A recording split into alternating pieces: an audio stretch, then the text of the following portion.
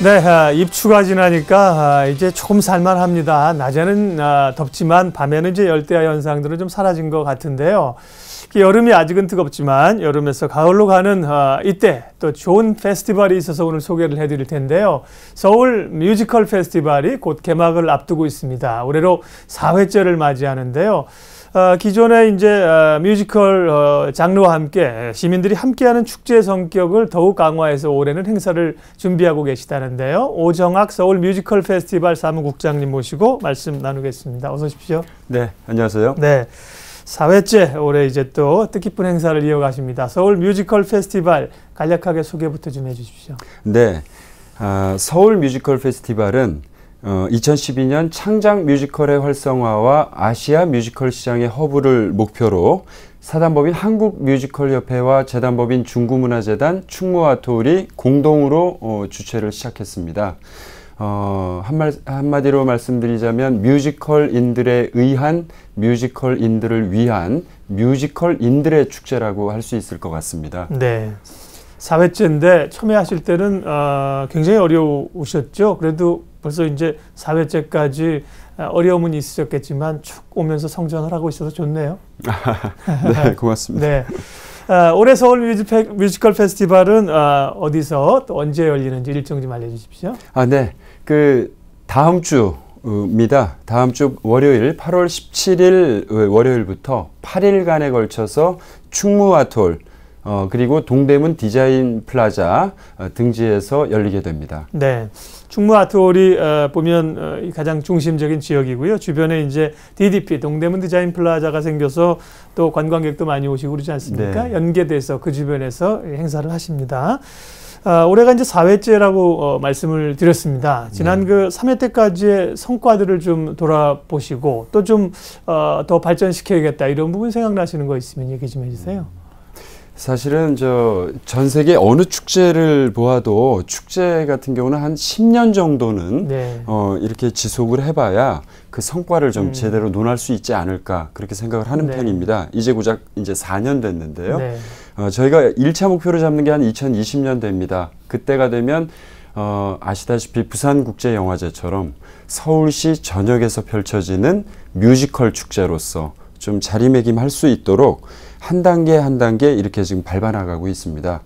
벌써 4회째고 지난 3년간 10여 개의 개별 행사들의 이 프로그램 완성도를 높이는 데 좀 주력했던 것 같습니다. 그 결과 뮤지컬 종사자나 매니아들에게 국내 유일의 창작 뮤지컬 페스티벌로서 좀 자리매김하지 않았는가 그렇게 생각을 하고 있고요. 동시에 이제 올해가 되니까는 중국 뮤지컬 관계자들이 벌써부터 페스티벌 언제 하냐고 문의들이 옵니다. 네, 그래서 이 아시아 뮤지컬 관계자들에게 있어서 한국 뮤지컬 정보를 좀 얻을 수 있는 창구로서의 기능을 네. 지난 3년 동안의 주요한 성과라고 하면 성과라고 할 수 있을 것 같고요. 네. 올해 4회를 맞으면서는 이제 예년보다 더욱 이제 본격적으로 시민 축제로서의 프로그램을 좀 강화해보는 네. 첫 해가 올해가 될 것 같습니다. 네.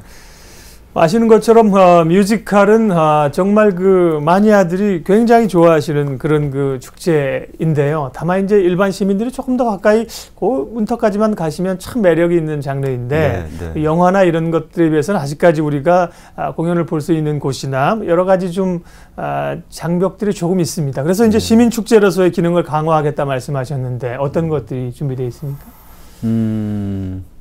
올해 축제 올해 컨셉을 네. 뮤지컬이 재미있지 않습니까? 재밌죠. 재밌는 게 네. 뮤지컬이라는 장르인데 뮤지컬보다 더 재미있는 페스티벌, 뮤지컬 페스티벌 이렇게 네. 좀 모토를 잡아봤습니다. 네. 사실 올해 이제 펼쳐 보이기 시작하는 게 아주 전폭적으로 뭐 화려하게 이렇게 시민들에게 아주 가깝게 다가갈 수 있는 많은 프로그램이라기보다는 올해부터 이제 조금씩 더 개발을 하게 될 것 같은데요. 네.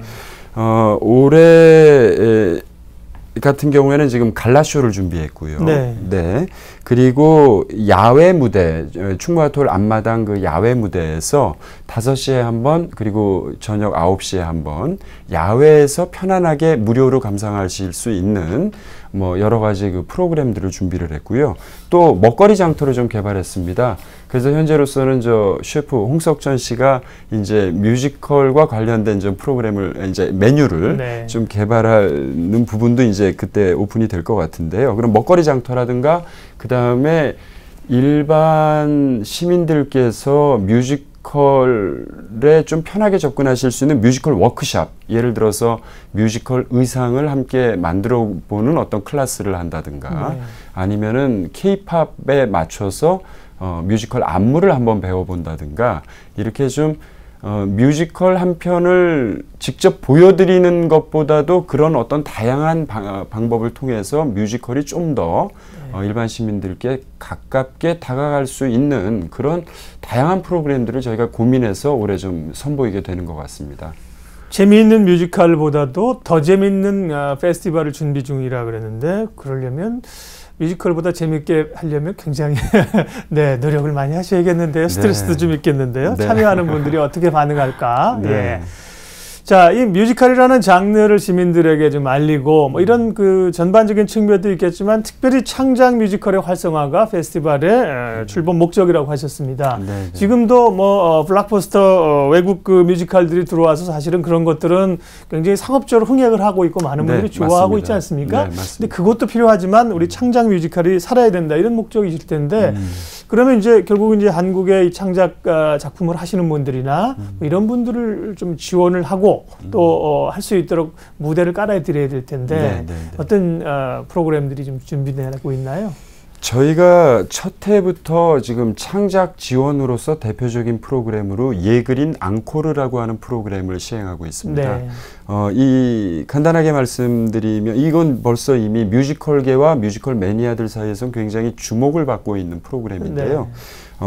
경쟁력 있는 소극장 창작 뮤지컬을 발굴해서 제작비와 공연장 대관 지원을 통해서 상업적으로 초연을 할 수 있게끔 네. 그렇게 지원을 해주는 데뷔시켜주는 어떤 프로그램인데요.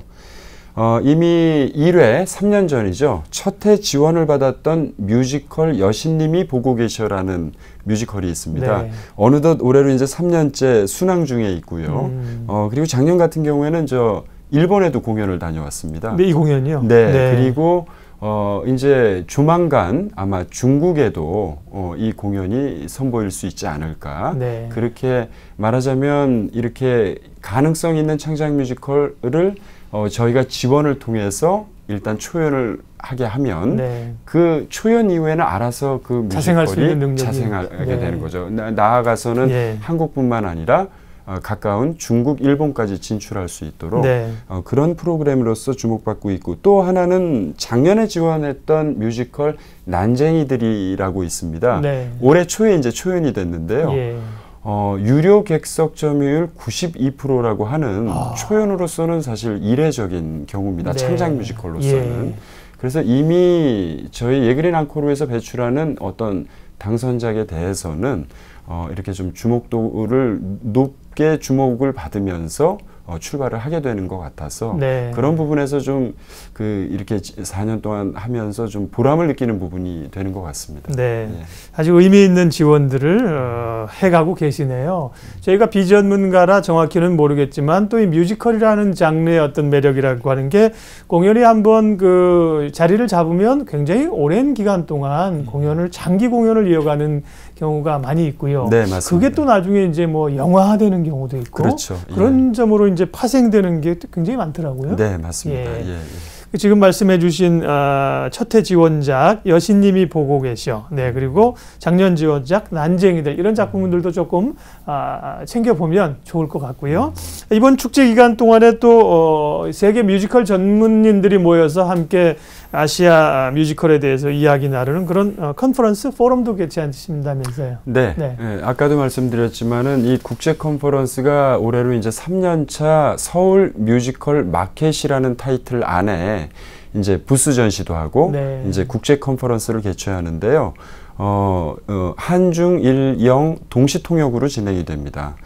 그런데 이미 올해 같은 경우도 이제 아시아 뮤지컬 시장의 허브를 지향하는 이 마켓에서 한국문화예술위원회의 후원을 받아서 국제 컨퍼런스, 부스 전시, 애뉴얼북, 창작자 디렉토리북 같은 부분을 네. 제작하면서 할 예정입니다.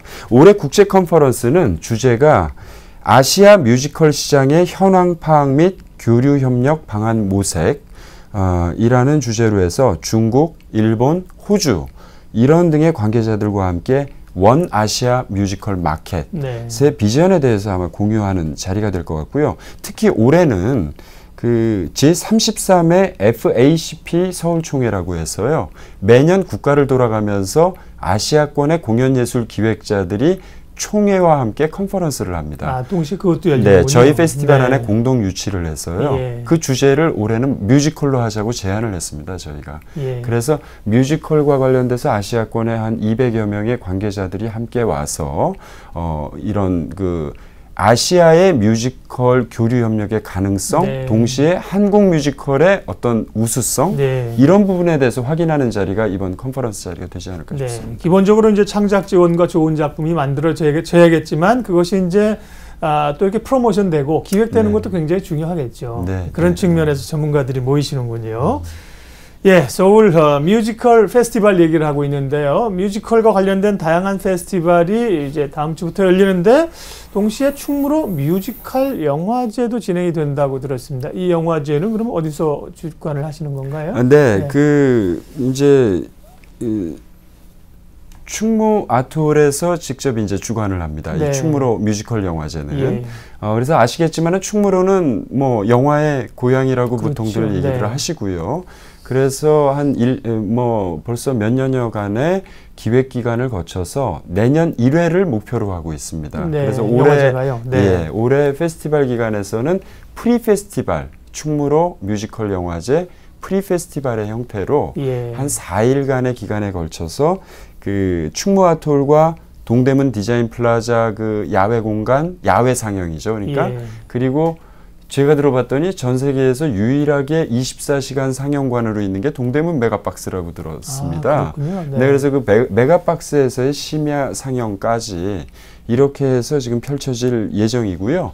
대표적인 프로그램 하나만 얘기를 하자면 이 이국정원이라고 하는 영화입니다. 이걸 영화라고 말씀드려야 될지 공연이라고 말씀드려야 될지 좀 그런 지점이 있는데요. 네. 1958년 한국과 홍콩이 합작한 영화입니다. 그래서 한국영상자료원에 이 영화 원본이 보관이 네. 되어 있는데요. 예. 소리가 소실됐습니다. 어허. 예, 그러니까 그 음향 부분이 없습니다. 네. 그래서 거기에 지금 그 영화 감독으로 러브 픽션, 뭐 삼거리 극장 이런 영화를 감독하셨던 전계수 감독이라고 계시는데요. 그 전계수 감독께서 이 말하자면은 화면 영상만 보여지는 소리가 없는 그 영상을 뒤에 틀어놓고 그 상황에서 앞에서 쇼를 보여드리는 겁니다. 뮤지컬 배우들이 앞에서 쇼를 하는 거죠. 그냥 그 음악에 더빙만 하는 게 아니군요. 예, 더빙의 영화에다가. 수준보다는 조금 더 해서 네. 노래까지 하면서 예. 말 그대로 영화 한 편이 흘러가는 그 스토리 전개는 그대로 충실히 따라가지만 분명히 이게 아마 단순하게 영화관에서 영화를 상영하는 것 이상으로 앞에서 퍼포먼스까지 즐기시게 되는 네. 좀 이색적인 체험이 될 것 같습니다. 굉장히 흥미로운데요. 약간 네. 그 복고 영화 같은 그런 영화와 함께 배우들이 현장에서도 같이 노래도 부르고 네. 뮤지컬을 하는 그런 특이한 작품입니다. 그러면 충무로 뮤지컬 영화제는 이제 내년부터 본격 시행하는데 올해는 이제 서울 뮤지컬 페스티벌에 살짝 좀 같이 좀 자리를 좀 하나 놨군요. 네. 그러니까 이제 내년부터는 이 영화제는 따로 갈 수도 있고 뭐 비슷한 시기에 갈 수도 있고 그렇게 되겠네요. 계획에 따라서. 본격적으로 네. 이제 내년 1회에는 충무로 뮤지컬 영화제는 올해 이제 여러 가지 프로그램의 어떤 완성 측면이나 네. 여러 가지 확인이 되면 검증이 되면 그에 따라서 아마 본격적인 단독 행사로서 네. 아마 전 세계의 뮤지컬 영화제가 많은데요. 그 중에서 아마 뮤지컬 영화제는 그렇죠. 전 세계에 없는 걸로 알고 있습니다. 네. 네. 서울 뮤지컬 페스티벌이 또 뮤지컬 영화제 인큐베이터 역할도 올해는 하시는 거군요. 네. 네.